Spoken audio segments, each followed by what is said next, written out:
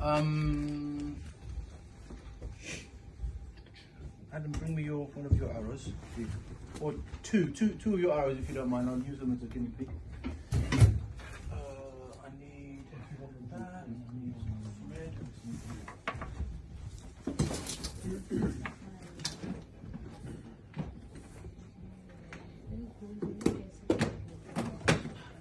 Okay.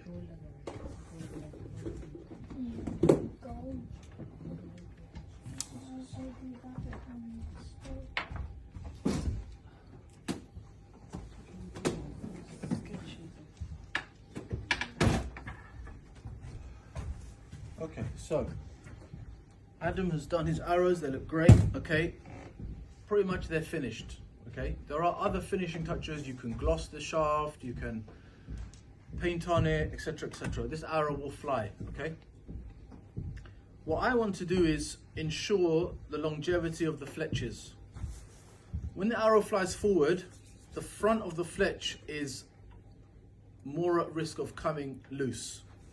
Air, wind, any type of pressure, if you're outdoors shooting through trees, branches, leaves, can lift up the front and then your feather comes off, okay?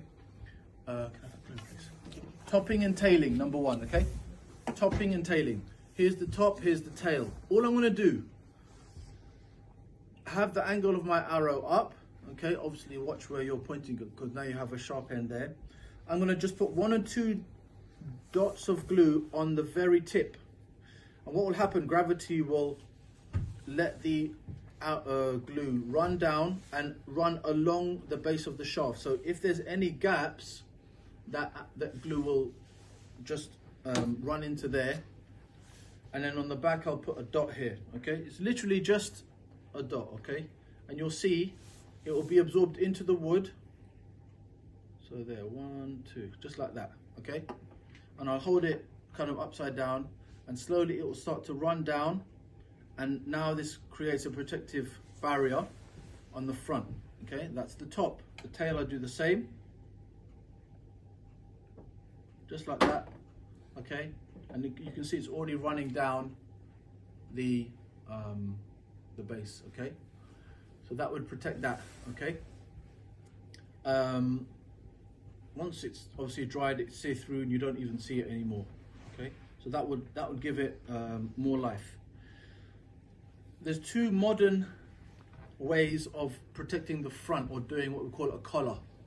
Putting a collar around the base or the front of the fletch. I'll do the modern version first and then we'll do the traditional method. Traditional method is with just some thread and a bit of glue. That's all you need. Modern one, you need some heat and you need shrink tape, okay? So electrical shrink tape here. I'll use a see-through one. I've got different colors you can use. I've got white, black, red and see-through, all right? Actually, it's your arrow. What color would you like? Red, because it goes with the crest fletch. Makes sense, okay? Guys, you only need to cut about this much, okay? What you do is open it up, feed the arrow through, and it should go over just a little bit of the tip. If you're pushing it up and you see the front of the fletch, you've gone too far, okay? About there is fine, okay? Here's the magic part. Everyone focus on the flame and look at the red tape, okay? So it's like a spit roast. Can you see? It's already shrinking. Shrinking.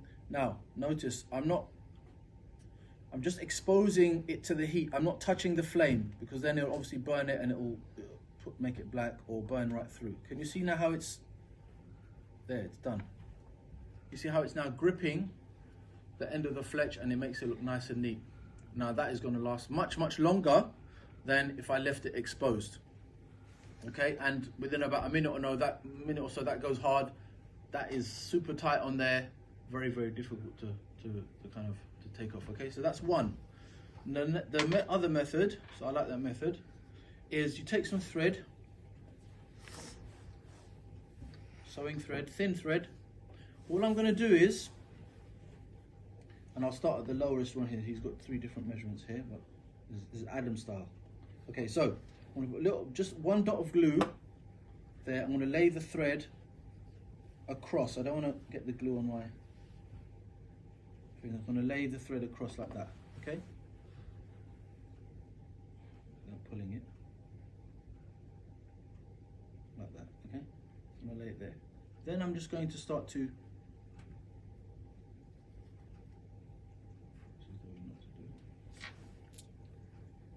just start rotating it in the hand. Okay, I'm not worried about that bit that's coming up. I'm going to rotate. And slowly, slowly, see, I'm just letting the thread come out of the hand, okay? I'll move up onto the fletches. And it's like tying it on there. And then when I don't want to obviously got too high. When I get past the highest one here is red, so I'll get about there, then I'll start working my way down again. Okay, and filling in any gaps. All right, obviously it takes